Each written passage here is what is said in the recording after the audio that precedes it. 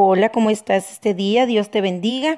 Pues continuamos con la lectura del libro de San Marcos y estamos estudiando el reino de Dios a través del libro de San Marcos. Y hemos visto ya en el capítulo 1, hemos mirado cómo Juan el Bautista iba abriendo el camino para el Señor, iba preparando el camino, cómo Jesús hace el llamado y sus primeros discípulos atienden su voz y le siguen. Ahí ya tenemos dos ejemplos para nosotros, para nuestra vida, dos enseñanzas.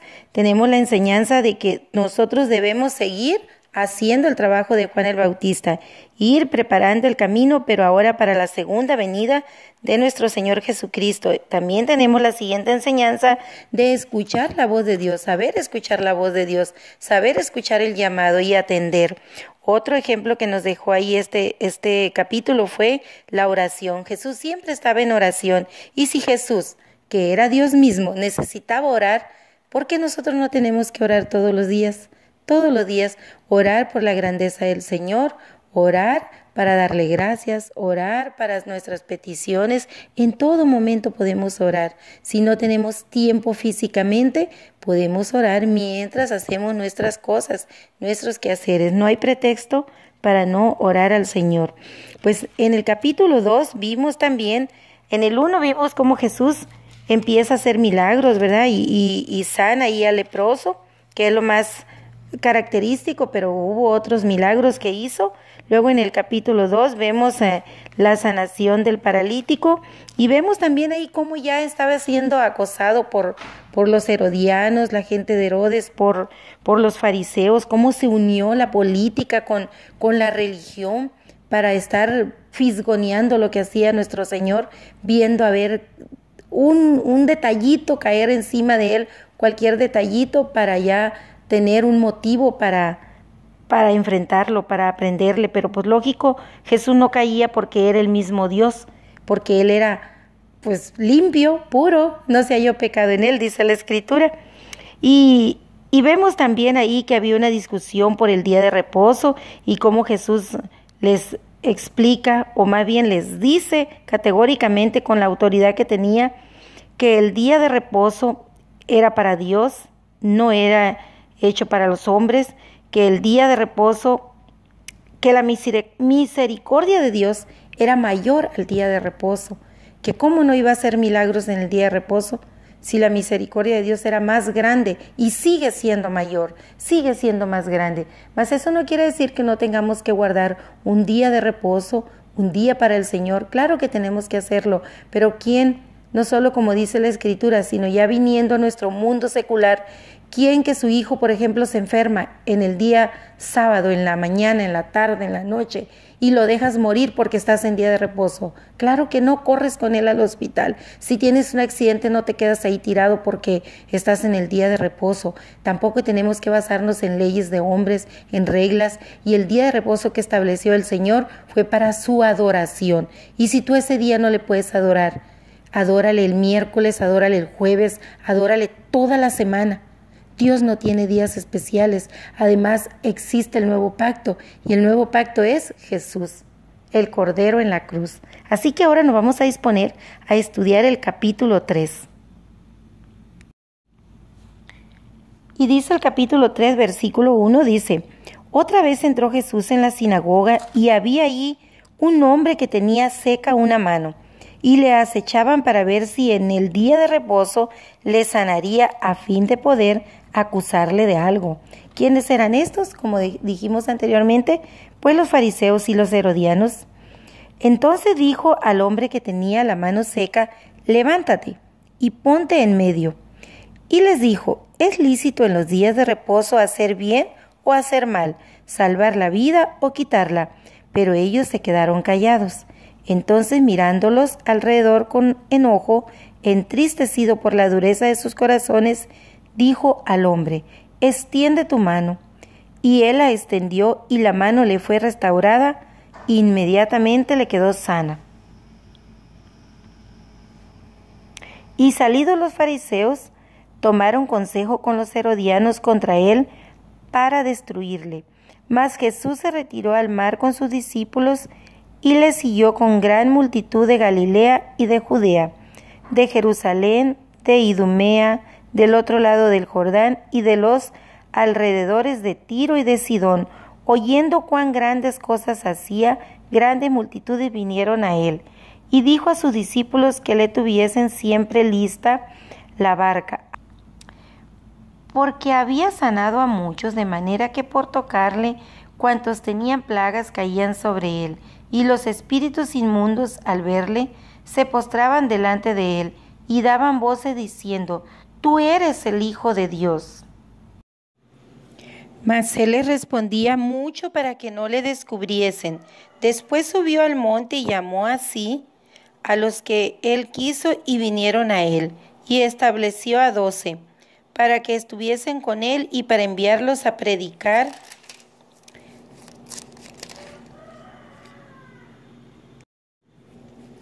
y que tuviesen autoridad para sanar enfermedades y para echar fuera demonios. A Simón, a quien puso por nombre Pedro, a Jacobo, hijo de Zebedeo, y a Juan, hermano de Jacobo, a quienes apellidó Boanerges, esto es, hijos del trueno, a Andrés, Felipe, Bartolomé, Mateo, Tomás, Jacobo, hijo de Alfeo, Tadeo, Simón el cananista y Judas Iscariote, el que le entregó. Y vinieron a casa. Es decir, estos eran los 12 discípulos que dejó Jesús. Acordémonos que Judas Iscariote pues cayó en pecado, pero fue reemplazado posteriormente. Continuamos y dice: y se agolpó de nuevo la gente, de modo que ellos ni aún podían comer pan. Cuando lo oyeron, los suyos vinieron para prenderle, porque decían: está fuera de sí. Pero los escribas que habían venido de Jerusalén decían que tenía a Beelzebú, y que por el príncipe de los demonios echaba fuera a los demonios. Y aún en nuestros días mucha gente dice que los cristianos estamos locos, que estamos endemoniados, que Jesús no existe. Hay mucha gente que se niega a, como no conoce, por ignorancia, como no conoce, se inventa historias, ¿verdad? Y siempre ha sucedido eso. Lo importante es que sigamos los cristianos firmes en la fe, en la palabra de Dios, y mediante nuestro testimonio de vida podemos predicar también el Evangelio, porque si nuestra boca habla mucho de Jesús, pero nuestros actos no dicen nada o dicen lo contrario de lo que hablamos, pues no edifica. Así que hay que tener mucho cuidado con nuestro ejemplo de vida, nuestro testimonio de vida. Continúo leyendo. Y habiéndolos llamado, les decía en parábolas: ¿cómo puede Satanás echar fuera a Satanás? Si un reino está dividido contra sí mismo, tal reino no puede permanecer. Y si una casa está dividida contra sí misma, tal casa no puede permanecer. Y si Satanás se levanta contra sí mismo y se divide, no puede permanecer, sino que ha llegado su fin. Ninguno puede entrar en la casa de un hombre fuerte y saquear sus bienes si antes no le ata, y entonces podrá saquear su casa. De cierto os digo que todos los pecados están perdonados a los hijos de los hombres, y las blasfemias cualesquiera que sean, pero cualquiera que blasfeme contra el Espíritu Santo no tiene jamás perdón, sino que es reo de juicio eterno. Qué tremenda esta palabra, porque hoy día hay muchas personas que blasfeman contra el Espíritu Santo. No solo niegan a Dios, blasfeman contra Él. Qué tremenda palabra. Porque ellos habían dicho: tiene espíritu inmundo. Vienen después sus hermanos y su madre, y quedándose afuera enviaron a llamarle. Y la gente que estaba sentada alrededor de él le dijo: tu madre y tus hermanos están afuera y te buscan. Él le respondió diciendo: ¿quién es mi madre y mis hermanos? Y mirando a los que estaban sentados alrededor de él, dijo: he aquí mi madre y mis hermanos, porque todo aquel que hace la voluntad de Dios, ese es mi hermano y mi hermana y mi madre. Qué bonito este último versículo, porque eso es lo que somos, una familia en Cristo. No quiere decir que Jesús estaba negando a su madre carnal, a su madre humana, a María, ni a sus hermanos terrenales, sino que estaba poniendo un ejemplo, una parábola, y en ese momento cuando le avisan que está su familia afuera, él lo que les quiere enseñar es eso, que somos una familia en Cristo, que como tal nos debemos de ver los cristianos. No debe haber entre nosotros divisiones, rivalidades, como dice en versículos anteriores, que un reino dividido pues no prospera, igual una iglesia dividida no prospera, un hogar dividido no prospera. Entonces ahí nos está dando una gran enseñanza sobre la unidad, sobre cómo debemos vernos como familia, cómo debemos amarnos, respetarnos, como la familia que somos en el nombre de Cristo Jesús. Pues en este capítulo 3 vemos nuevamente a los herodianos y a los fariseos unidos para atacar a Jesús, para buscar un motivo, cualquier razón para prenderle.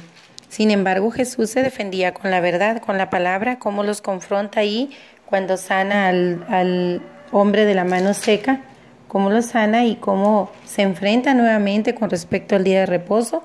Vemos también aquí, creo que lo más rescatable también, todo es importante, claro, es la palabra inspirada por Dios, pero estamos viendo aquí también la elección de los 12 apóstoles, sus discípulos, incluyendo a Judas Iscariote, quien posteriormente caería en las manos de Satanás y pues fue quien le entregó.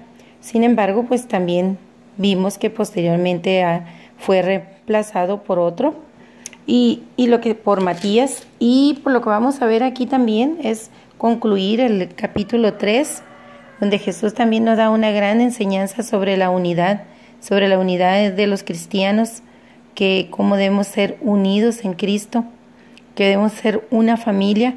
Él pone el ejemplo cuando su madre y sus hermanos llegan y dice, ustedes son mi familia, y resalta donde dice que aquel que hace la voluntad de Dios, esa es la familia de Cristo. Entonces nosotros somos familia en Cristo, todos los que hemos creído en Él, le hemos aceptado. Pues si ya eres cristiano, si ya has aceptado al Señor, te invito a realmente vivir como una familia en Cristo, y nada de divisiones, nada de pleitos, sino todo lo contrario, ser ejemplo de vida para la sociedad, para tu centro de trabajo, tu centro de estudios, para tu familia, para tus vecinos, donde tú te desenvuelves, debes de ser un ejemplo de vida en Cristo.